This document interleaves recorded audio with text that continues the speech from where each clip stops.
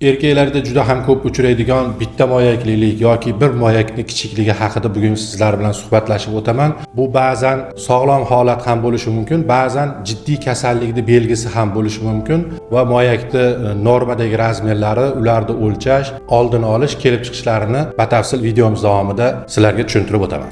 Moyaklar erkaklar uchun hayotiy ahamiyatga ega bo'lgan eng muhim a'zo hisoblanadi.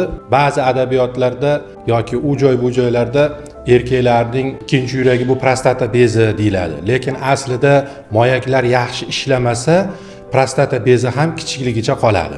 Moyaklar odatda juft a'zo hisoblanadi, lekin ba'zi holatlarda kichikroq bo'lishi mumkin bittasi yoki umuman bo'lmasligi mumkin. Umuman bo'lmasligini biz rivojlanmagan demoqchi bo'lsak, aplaziya deymiz yoki bitta moyagi yo'q demoqchi bo'lsak, anarxizm deymiz. Bu bizning tibbiy terminologiya, boshlaringni qotirishlaring kerak emas.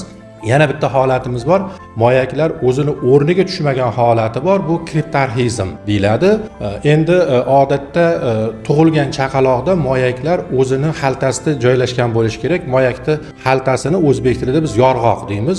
Ko'pincha ruscha ishlatganimiz uchun mashonka deyiladi.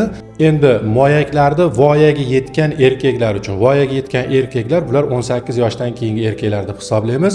Biz ko'rikka kelgan paytda o'zimizni qo'limizda Prader orximetri bo'ladi. Bu 20 mm atrofida bo'lishi kerak bo'ladi. Eng pastki chegarasi 16 mm, yuqorisi 24 gacha ham norma deb qabul qilamiz. Lekin buni sizlar uyda, vannada, iliq dush olgan holatda o'lchashlaring mumkin. Oldingi videolarimizda bu haqda ham aytib o'tganman, izlab ko'rishlaring mumkin. Moyakni bo'yi 4-4,5 sm, qalinligi 3-3,5 sm, chuqurligi 2-2,5 sm atrofida bo'lishligi bu norma hisoblanadi. Uy sharoitida quruvchilarda ishlatadigan shtangerlar bor.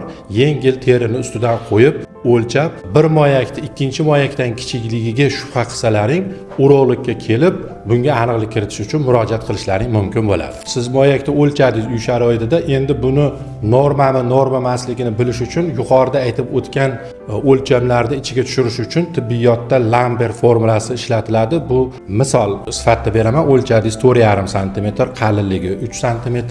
Aytganimizda uy sharoitida o'lchadingiz, 3 ta o'lchamni hozir mana ekranda tagiga qo'yib ketamiz. Bu Lambert formulasi deydi. Bu tibbiyotda foydalanamiz. 0,71 har doim ko'paytiriladigan son.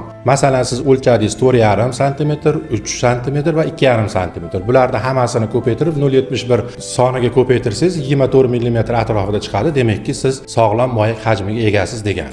Ikkinchi moyakni ham xuddi shu formula bilan hisobladingiz. Agar bularning orasidagi farq 2 mm dan katta bo'lsa, demakki bir moyagingizda muammo bor degan. Bu kasalliklarning kelib chiqish sabablarini katta ikkita gruppaga ajratish mumkin. Bittasi bu tug'ma, aytib o'tdik, joyiga tushmagan yoki rivojlanmagan holatlari. Ikkinchisi erkak kishining hayotida ko'p uchraydigan bular travmalar yoki varikosel kasalligi yoki infeksiyalar natijasida orxidoepidemitlar kelib chiqishi va gormonal buzilishlar sababli kelib chiqishi mumkin. Xuddi shu holatlar tufayli bizga murojaat qilsa, bemorlar biz nimalar qilamiz? Bularni ultratovush tekshiruvi o'tkazdiramiz, FSG, LG degan gormonlarni tekshiramiz va spermogramma topshiramiz. Spermogrammani esdan chiqish kerak emas. 17 yoshdan keyin qonuniy topshirish haqqi, huquqiga ega bo'ladi erkaklar. Agar varikosel topilsa, mikroxirurgik operatsiya, travmalar natijasida shishlar bo'lsa, o'sha zahoti infeksiya tushgan bo'lsa, o'sha zahoti antibiotiklar bilan davolash, sovuq kompress, keyingi davrlarda bo'lsa, issiq kompress natijasida qilish mumkin. Gormonal buzilish bo'ladigan bo'lsa, bunda gormonalda gonadoterapiyalar bilan moyakni tirikligini saqlab qoluvchi davo muolajalarini o'tkazdiramiz.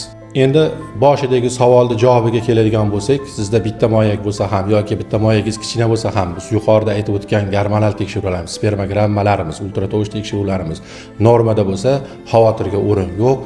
Siz farzandli bo'la olasiz.